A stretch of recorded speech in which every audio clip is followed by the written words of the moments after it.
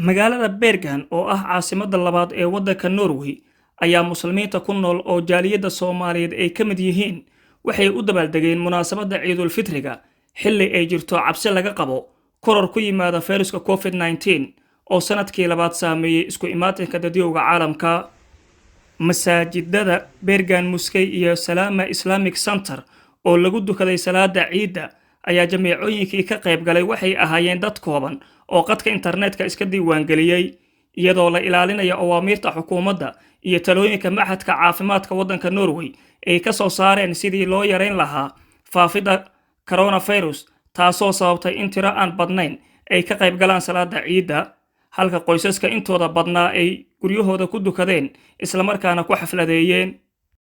qaar ka mid ah jaaliyadda Soomaaliyeed ee ku nool magaalada Bergen iyo nawaaxigeeda oo wajiyadooda ay ka muuqatay farxad iyo reynreyn ayaa salaadii ciidda kadib kula kulmay xaafadda Landus halkaasoo ay isugu yimaadeen isla markaana isugu hambalyeeyeen ayaa waxaan la dhex qaaday muuqaal baahiyaha SDN TV waxaana hadalladooda ka mid ahaa halkaan hambalyo aan uga dirayaa ummadda muslimiinta gaar ahaan ummadda Soomaaliyeed meel kasta dunida dacaladeeda ay ka joogaan gaar ahaan ummadda ku nool waddanka Norway caasimadda labaad ee magaalada Bergen. ciid wanaagsan aan leeyahay ciidan ciideeda kale ilaahay caafimaad iyo bashbash iyo barwaaqo ha nagu gaarsiiyo. alxamdulillaah maanta si qurux badan ayaan ku ciidnay walow aysan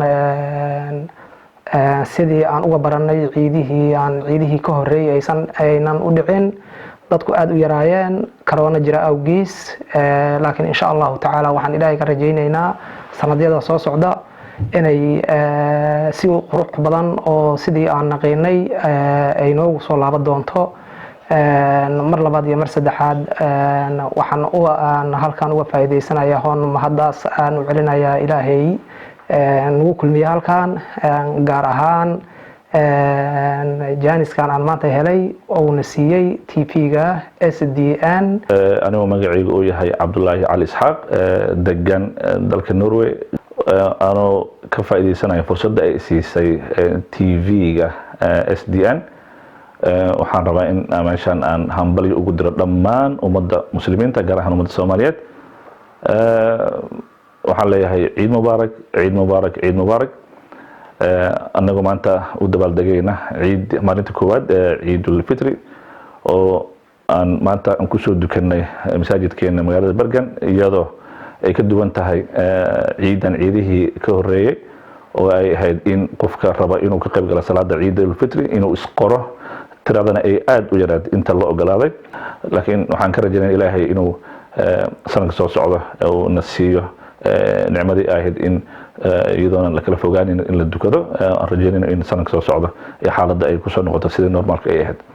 asxaabtayda reer Bergen dhammaan inaan salaamo gaar ahaan asxaabta saaka aan fursadda aan isugu helnay inaan aan ku wada ciidno iyadoo la ogolayn in dad badan isugu yimaadaan laakiin aan sameynay farxad yar.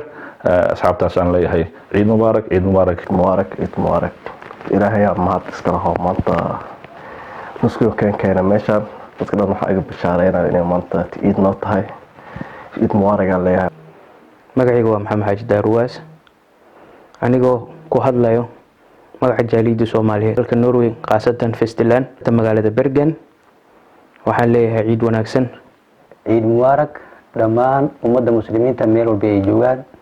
khaasatan wacaamatan ummadda Soomaaliyeed meel walba ay joogaan waxaan leeyahay ciid mubaarak. magacaygu waa Cabdullaahi Sheekh Muuse anigoo fursaddan ay siisay telefishinka SDN ka faa'iideystay ciid mubaarak ciideeda ku ciida caafimaad. ilaahayna waxaan ka baryaa dhammaan ummadda muslimiinta ee xanuunsan inuu cudurka ka qaado cudurka COVID-19 inuu ilaahay ka qaado ayaan rajeynaya insha Allah taala. halkaan aan joogno hadda waxaan iskugu nimaadnay asxaab dhalinyarada oo degan magaalada Bergen oo aan xaflad gaaban iskugu dhiganay dhammaan waxaan leeyahay ciid mubaarak. iyadoo maanta ay ku beegan tahay maalintii koowaad ee ciidul fitriga kaasoo dunida islaamka laga wada ciidayo ayaa Soomaalida ku nool magaalada Bergen ee dalka Norway ayagoo ka cabsanaya faafidda coronavirus waxa ay maanta farxadda ciida kaga qayb qaateen inay si koox ama asxaab ah ay isugu yimaadaan xaafadaha qaar halkaasoo ay ku muujiyeen dareen farxadeed. Bila Maxamed Cabdi, SDN TV, Bergen, Norway.